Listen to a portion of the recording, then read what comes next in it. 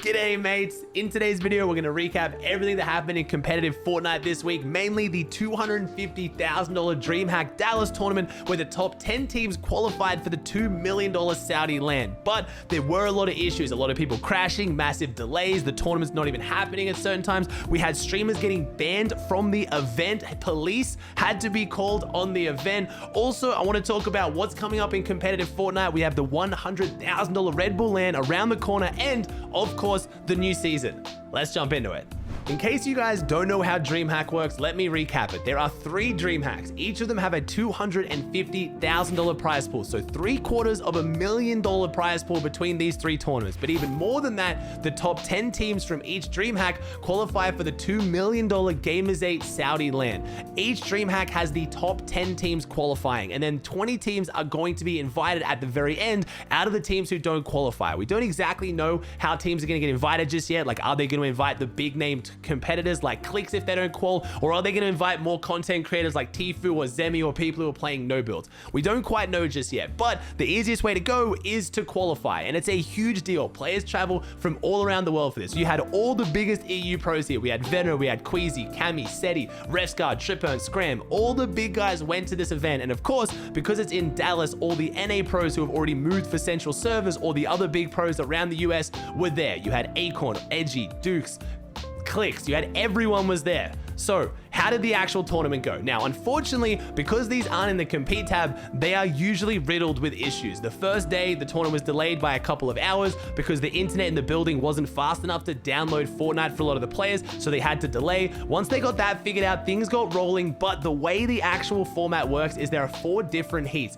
and lobbies go out every 5 minutes. So there's a code in Discord, you join every 5 minutes, and you can play as many games as you want in the 3 hours, but it takes your 5 best games. You can see why this would cause some issues. If you play really consistently for 3 hours, but you just don't get those massive pop-off games, you end up missing out. Or if you just miss out on the queue, it can also cause issues. Again, it's because it's not in the compete tab. There's not really much else Dreamhack can do. But if you hear people complaining about why they didn't qualify or the format, that's usually what they're referring to. Now, because this all relies on Unite, which is a third-party program, if Unite has an issue like they had on the last day of the tournament, you end up getting the situation where there was an hour-and-a-half delay on the last heat. So heat number 4, the last one of day number 2, they had to wait for an hour-and-a-half, then run the tournament and try to combine the leaderboards. But because it's taking your 5 best games across 2 separate tournaments, it became very confusing, and some teams arguing they should have qualified when they didn't. I wasn't able to do the math exactly. I trust that Dreamhack did this, or at least handled it as best as they possibly could, but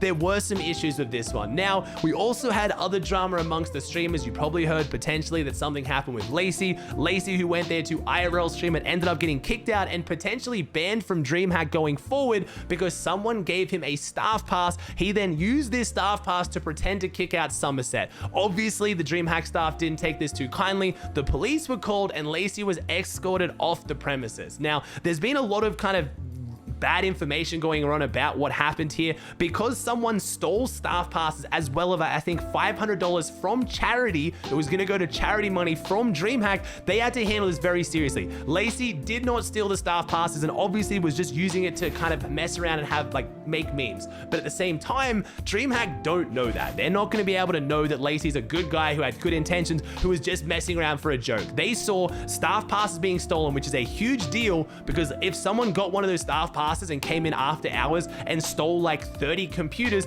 everyone would be freaking out. The Dreamhack staff are terrible and their security is awful. They have to take these situations seriously, and they can't just take the word of people at the event that Lacey didn't mean any harm by it. So I think this is kind of just an unlucky situation where Lacey was messing around, didn't mean to do anything too crazy, but Dreamhack had to act seriously on that situation. So in case you're wondering what happened there, that's what all that drama was. But back to the tournament, let's talk about who ended up placing in the finals, because we had an insane finals and honestly one of the most fun tournaments I've watched in a while. I just realized I forgot to talk about the drama with Venno potentially getting kicked out and disqualified for Dreamhack. I'll talk about that at the end once I recap the leaderboard. I want to talk about who did well first, so it's not just an entire video about drama.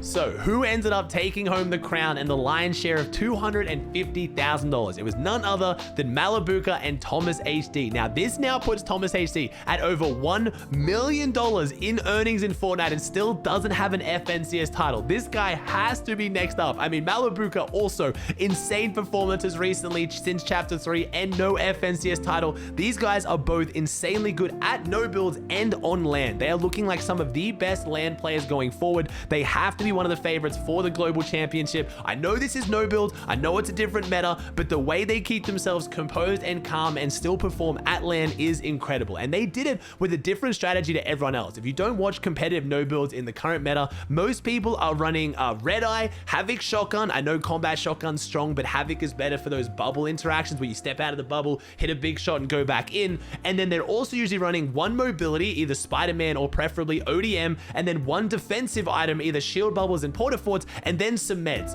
Not Malabuka and Thomas. They didn't run any mobility in the tournament as far as every time I tuned in. They had Thomas HD with that heavy sniper, and then they would stack shield bubbles and just play off shield bubbling vehicles. Now, a lot of people were using the shield bubbling of vehicles to get around, but Malabuka and Thomas were so confident in keeping their vehicle alive and just taking on anyone toe-to-toe in those bubble battles. They didn't carry any mobility, and these games were so stacked, they had Storm Surge. That's a very, very brave strategy. And of course, Thomas HD's sniper aim is legendary. Give him a heavy sniper and he pulled off some insane shots that really did open up a lot of their fights. But I love that they won the tournament playing completely different to every other team. They weren't abusing some meme strat or some meta that everyone was trying to do and just couldn't do as well. They were the only ones doing this weekend. We also had Bevies and Pablo, so top 2 on EU at Dreamhack Dallas. Not a great look for NA, and I mean with Dreamhack Sweden coming up where it's going to be even more EU players, someone from NA is going to have to step up and try to get that top spot or at least top 2, but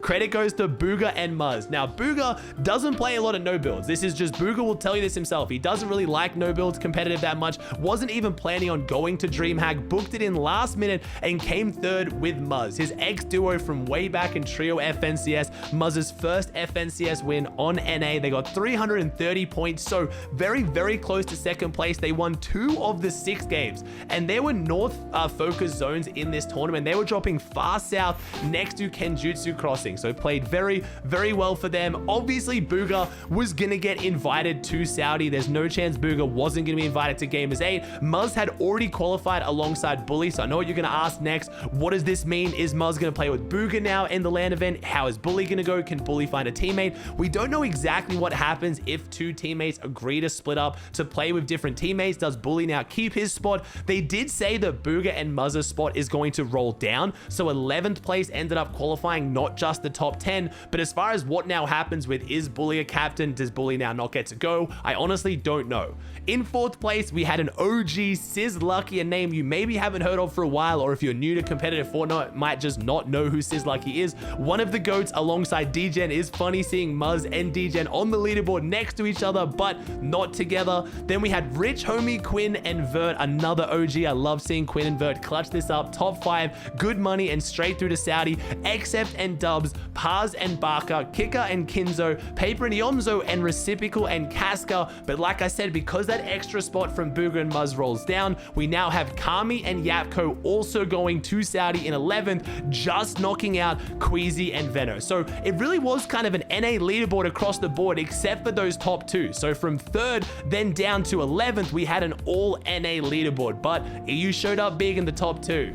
Now, this is a good segue into what's going on with Veno and Queasy. There's a bunch of rumors going around that Veno is now disqualified from this Dreamhack and potentially can't play the future ones. This is not true. Veno went onto Twitter to say that he has actually been invited straight to the finals of Gamers8 at Saudi. The rumors were circulating because Veno and Queasy were being contested by D-Roller and N-Pen, and every time they would have their engagements on spawn, things got a little bit heated. They were shouting at each other. There was a lot of smack being talked. Some people said that potentially Veno went too far and Dreamhack was going to disqualify him. He was not disqualified. There was no punishment given out. His place on the leaderboard stands, and he has even been invited straight through into the finals. And it was a very, very interesting spawn fight. Queasy and Veno came in 12th place, and it was on the back of a 19 elim win. Their placements do not look like what it should be for a 12th place. They got a 3 elim 25th, a 1 elim 12th, then a 1 elim 32nd, a 0 elim 39th, a 0 elim 50th, but they pulled off the 19 elim win.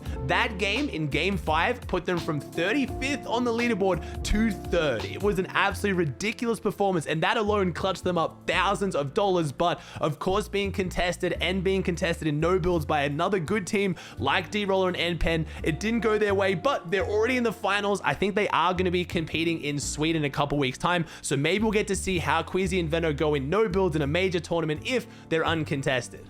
Queasy versus NPen on spawn wasn't the only spawn beef we had. We had Edgy and Dukes going up against the only OC team to go and the only OC team to qualify, Jace and Vortex. This seems like an extension of the beef we had between Edgy and Dukes and Volks's team at San Diego. It seems like Edgy and Dukes really have pissed off the OCE scene.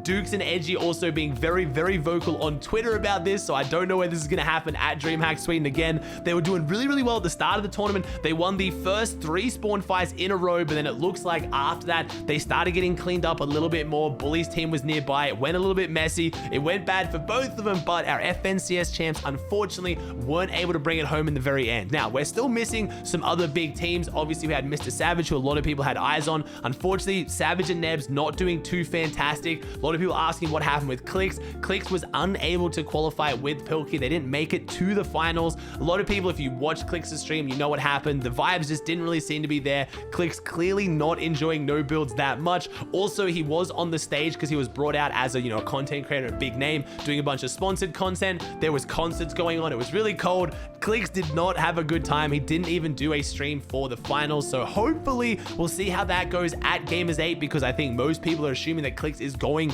to be invited to Saudi. So maybe a bit of a switch up on the mentality for no builds, grinds it up and practices, and we could see him placing up there. It wasn't from a lack of effort. Clicks played every single qualifier. Don't know if he's going to be playing Gamers8 with Pilkey if he gets invited. Not exactly sure what's going on there, but in case you're wondering where Clicks is on the leaderboard, he didn't make it through, sadly. It wasn't all just about Dreamhack. We did still have our duo cash cups on the last official tournaments of this season. They honestly didn't feel all that serious. It's off season and all of the best players were at Dreamhack. I don't want to take it away from the players that did well. Congrats to Kronos and Itchy over on EU, and then of course Acorn and Cole dominating NA. But with all of the teams at Dreamhack, it being after the season and the servers just being honestly the worst I've seen them in a while, it did feel like a bit of a weird cash cup. Acorn and Cold still found the consistency, 448 points. They had an average elims of 6.17 and an average placement of 3.67. Meanwhile, Yomzo and Paper came in second on 339. So over a 100-point difference. And I will mention both these teams were at Dreamhack Dallas. They were playing on basically the same table as each other because they qualified from the Dreamhack heats early, allowing them to then play in the Duo Cash Cup. It was insane how they played the finals. It was absolute domination.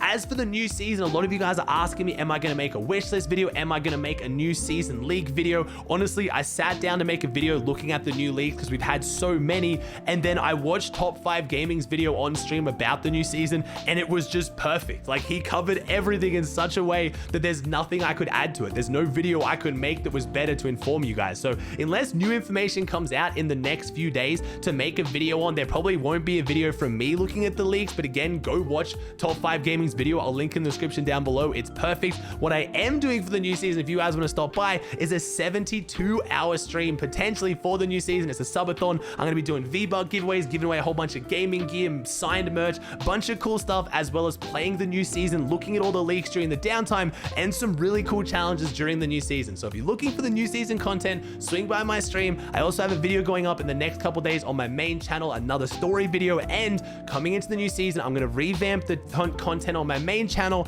and I got some really cool stuff coming. I hope you guys enjoy it. I'm sorry if the YouTube content's been a little bit slower recently. There hasn't been as much for videos, and honestly, I've just really been enjoying focusing on my streams, but I'm back on my YouTube grind.